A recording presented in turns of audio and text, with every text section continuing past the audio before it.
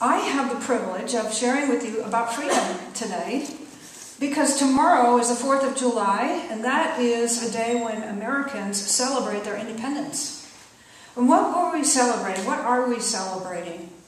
Apparently, about 245 years ago or so, we declared our independence from things like the monarchy, imposed class issues, limited opportunities, fewer choices in terms of religion and the freedom of speech, something like that.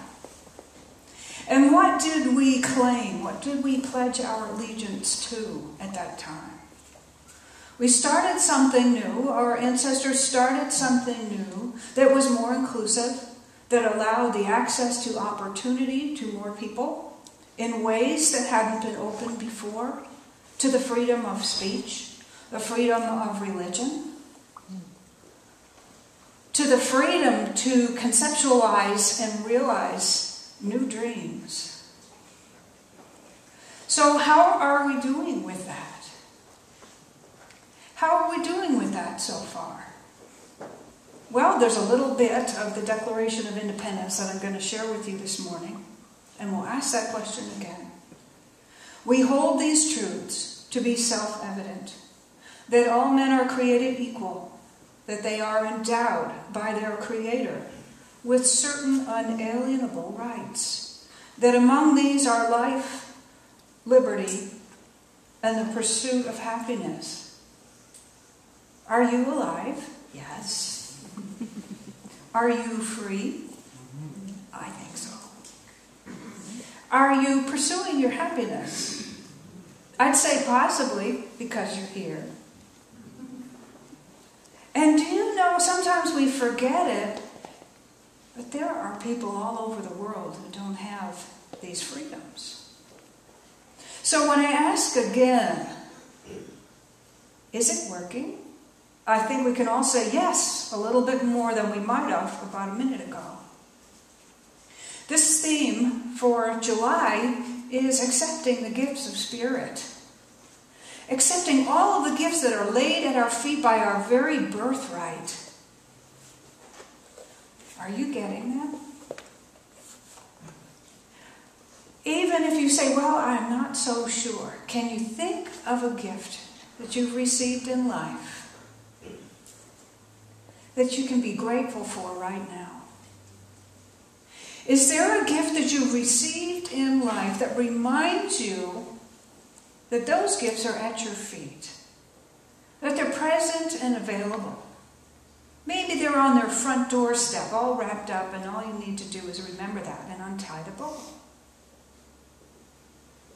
Is it possible that in dwelling on that for a moment, you can realize that there are probably more gifts yet to be received by you? Maybe the ones that you can't see, you'll be able to see a little better now. In the teachings of Abraham, a cousin, you could say, in this day and age, in the movie The Secret, we're told, ask and it is given. Number one, we ask. Number two, we acknowledge that it is given. And number three, what are we supposed to do? Receive. Many of us will say, yeah, I read the book, I saw the movie, I've taken a whole bunch of classes on similar stuff at Centers for Spiritual Living and Unity churches and a whole bunch of other places. And yet I don't see my gifts. I don't see the ones that I want to have. I know I'm free. I know that it's possible, but I don't see them. I'm not experiencing them. It's okay to admit when we're in a place like that, which is why we have places like this. Because if we had it all figured out, we'd probably be somewhere else. The deal in coming to this experience we call life is that we agree to forget all the stuff we know. And then we have the freedom to discover it along the way of living.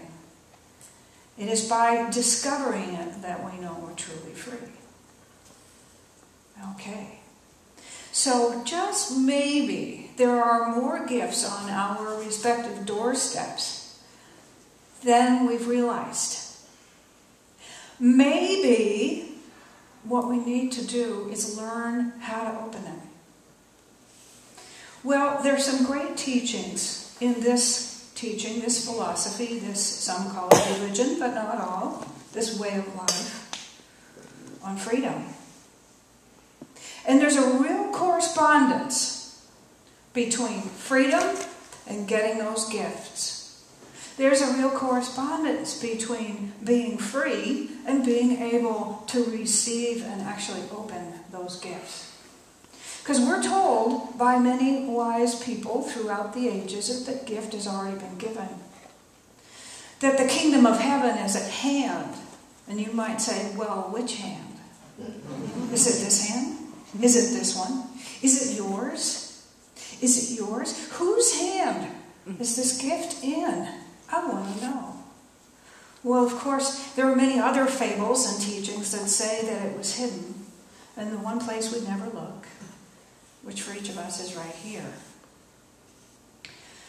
So, apparently, there's a reason for these things being hidden. There's a reason for these things not being known the moment we arrive.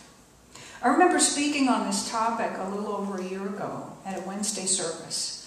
And I said, okay, truly, if I walked up to you and I put my hands on my hips and I said, I know everything, would you like me? Would you invite me in? Maybe not. We are born knowing everything, but not knowing that we know. We are born with the gift, truly, that we are made in the image and in the likeness and out of something infinitely wise and loving and abundant and alive and powerful and energized and animated and so much more. But if we were born knowing how to walk, knowing how to speak, knowing the answer to every question, would we be free? No. Would we really be alive? I don't think so. We might be equal, but not in a very interesting kind of way. Would we be happy? I don't know. A lot of people throughout the ages have said that this contrast between the knowing and the not knowing, and the having and the not having, and the delicious friction of discovering and becoming is what's required of us. To be able to have an appreciation for, the ability to see, to hear, to open to, and to embody and experience these gifts. I don't think I would want to be born an automaton with everything already programmed. Think about it. If you were a robot or a fembot or a whatever bot, I have another Austin Powers thing coming up later. Well, okay, so you'd probably be run by a computer program that runs on binary code, which is very dualistic, by the way. Everything would be black or white, yes or no, according to something else. But it'd be automatic. And you wouldn't really be free. Yes, you might be evil. You wouldn't really be alive. Yes, you might be, standing here. I very much doubt that any one of us would be happy. Because happiness is something that comes from truly experiencing reality.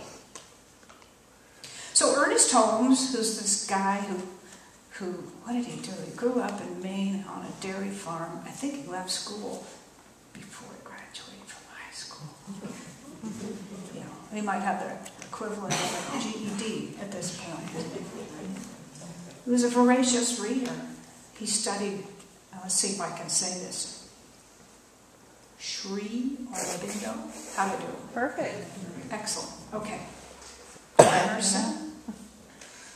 great guy back in this time, Phineas Quimby, many others. This whole New Thought movement, by the way, comes out of that freedom. That freedom to come somewhere new and study not just the teachings of the Bible, the Old Testament and the New Testament, but also to be free to recognize that other people from other cultures and faiths, with their fables, their myths, their allegories, have been seeing the same thing. We have been free to discover the universality in those things. So out of that came the New Thought movement. Divine science, religious science, that's what we do here, by the way, unity, and many more. Christian science. All cousins in this emergence. So Ernest Holmes is this guy who created this teaching called the Science of Mind and Spirit, by the way. That's the full name. Mind and Spirit. And he said that there are two things that we need to know in order to trade in bondage for freedom. Two things. One is how freedom operates, the conditions of freedom. And the other one is the laws of life. So the first thing is about the conditions of freedom. And that gets back to a little bit of what I've already said, actually. The conditions of freedom are, okay, Spirit is infinite. It made us in its image and likeness, and it has laid out this banquet and this bounty before us. All that we require and more than enough to have and to use and to share. It's all there. And like Mark Twain has said in some of his interesting writings, it's constantly renewing itself. Every time you take something away, more pops up. Loaves and fishes. All of these stories of the self-renewingness of Spirit say that it is infinite. Okay, so that's the gift. That's the gift that's been given. But if we were automatic, we would not be individuals. If everything was decided and provided for us, we would not be free. So we get to. Ever hear this? Some people take that, what is it, life something training. Anybody remember that? Okay. So anyway, you change your I can't or I have to I get to. We get to discover the laws of life and our freedom and our perfection along the way because we are free. We get to try something that doesn't work and in the process discover what does work. Okay? So that's the lesson plan. These two things, to understand the conditions of freedom, which are that we must be free to choose in order to be individuals, in order to be happy and joyous and free, truly. And in the process of discovering our perfection, we will discover the laws of life. And that all of our suffering, our bondage, our misery comes from not knowing those laws. That sounds pretty heavy. So let's lighten it up a little bit. Back to Austin Powers. How many people have seen that movie? Okay, so Austin Powers is trying to make a speedy getaway in a narrow hallway. Okay, here's the hallway. And he hops in this little golf cart. And he turns it on. And he goes, like, 95 times. And if you watched it, you were probably laughing your head off. I watched the second one with laryngitis, and it was really funny to have no voice for that. So anyway, what's happening? He really wants to get somewhere. He got in the vehicle, but the problem is the relationship between the vehicle and the passageway is not working because of natural laws. The turning radius of the golf cart isn't very good either. Okay? Now, of course, he makes fun of this, which is excellent. Because what do? Have you ever gotten mad at the vacuum cleaner, maybe the hose or the canister, because it just doesn't come around the corner by itself? Yeah. You ever gotten mad at your seatbelt or the refrigerator door? Okay, you're going to work or school in the morning and you have an armload of books and a bag or two and a cup of coffee and your keys. And you're mad because what? Well, first of all, were you honest with yourself about time? Okay, how about space? Probably not. How about, well, I can cut corners, I can defy all of these laws. I can somehow carry all of this stuff, be 5 minutes late, turn my key in the door without spilling my coffee. I did that once. I spilled my coffee in my purse on my phone. And then I had to trade my phone in.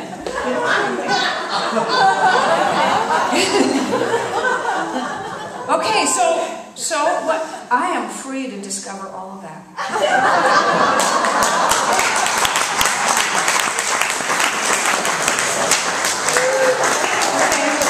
How about earlier in my life? I didn't realize that if I got up and raced out the door and went somewhere for a morning gathering and had 2 or 3 cups of coffee and nothing to eat, that I would be in trouble by the time I had to go to work. And I got this big emergency. I would get speeding tickets. I'll just out myself. I get speeding tickets on the way to an AA meeting because I forgot to eat breakfast. So the truth is that in real life, we are free to do what?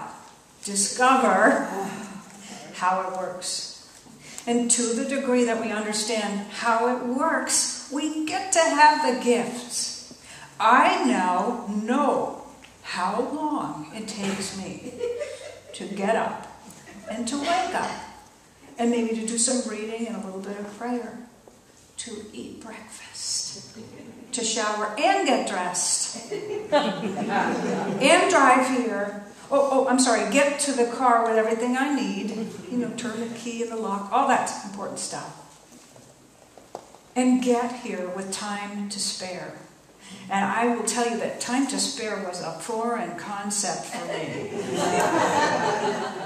This teaching shows us, well, when you first arrive and someone says, no, honey, life is not happening to you, it's happening through you, and you want to throw something. But the same truth is the thing that sets us free. Another thing that I was thinking about this morning is, okay, you say, fine, all right, I've read these books, I've taken these classes, there's the big old banquet with all of the chairs around it.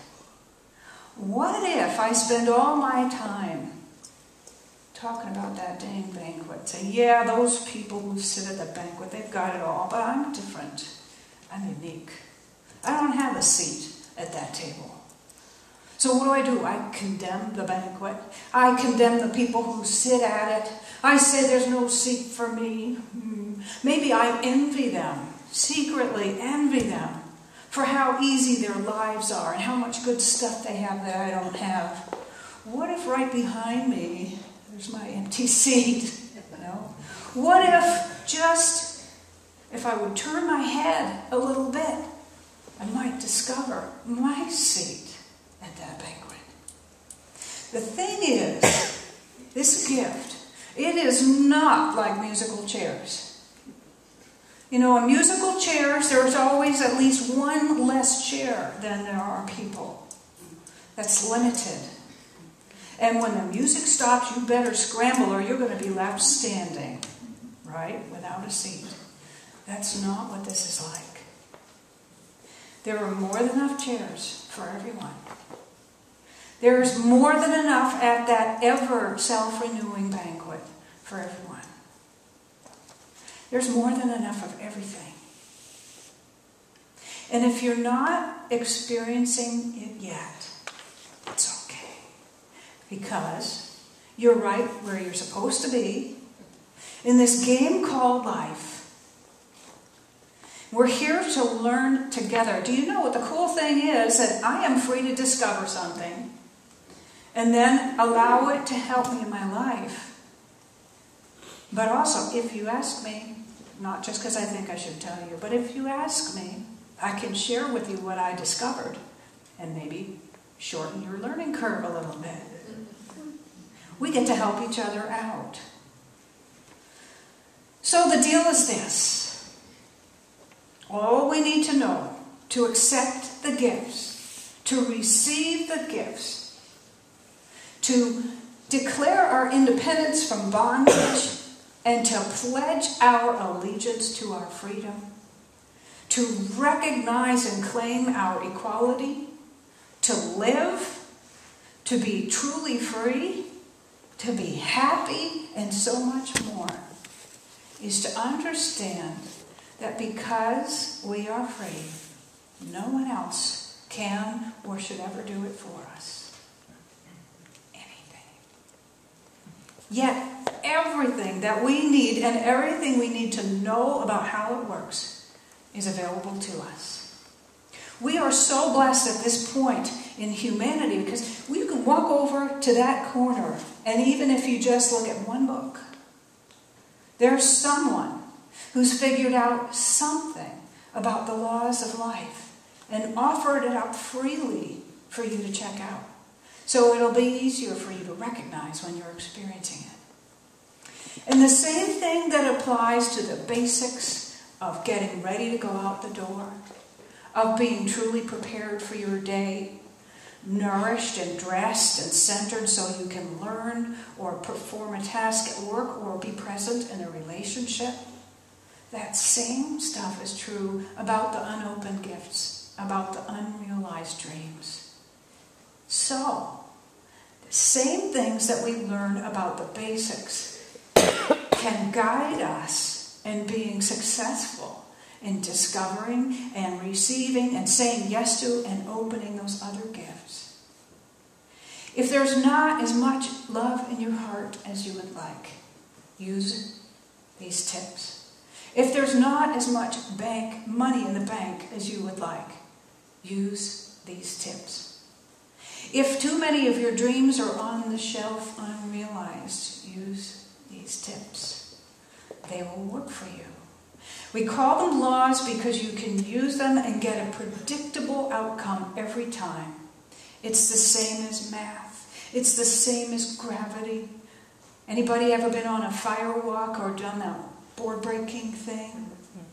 Okay, oh good, I have one hand up. Yeah. Yeah. Sometimes you can even go to a workshop or a seminar where you do something that's supposed to be impossible just to show you that it's all up here. Okay? So I invite you to do something today. I invite you to recognize, first of all, that you're so free you get to come somewhere like this, no matter the color of your skin, the country of your origin, the nature of your faith or your belief. You get to come here. That's a gift. And the next thing is that in declaring our independence from bondage, you and me, we can pledge allegiance to that freedom by dedicating ourselves to understanding how freedom really works and saying thank you for it every day. And each time we break a law, we don't get a ticket. Instead, we get a broken shoelace. I've broken a couple of toes trying to do things that are not possible with my feet. It's okay. Because the other thing we always get is another chance. So I'd like to have you join me in a closing prayer. If you take a moment and close your eyes. I just acknowledge how grateful I am to be a witness with each of you to the presence of infinite intelligence, boundless, overflowing love, perfect, pure spiritual substance, and immutable power. How grateful I am to recognize with each of you that we are made in the image and likeness of this, out of it, and there is nothing else that we can be or do or have or encounter or experience. And so I give thanks as this shows up, as clarity and surety in our thoughts. I give thanks as it shows up is a fullness of love in our hearts, overflowing with more than enough to have and to use and to share. I give thanks as it shows up as bounty and abundance and richness everywhere we look. I give thanks as it shows up as eternal life, power, energy, animation. I know that it guides us in every good way, and that anything unlike it is false. Therefore, I recognize that we are free. I recognize that in acknowledging how freedom works, we realize our perfection more and more and more, and we have more to celebrate, more to share every day. I give thanks and know that this truth permeates each of our lives, and that it shifts those of everyone with whom we come in contact, and that together we learn how to use these tools which improve our lives and to make a world that works for everyone. In great gratitude, I release my word, knowing that it is already done, as we open our eyes and say together, "And so it is."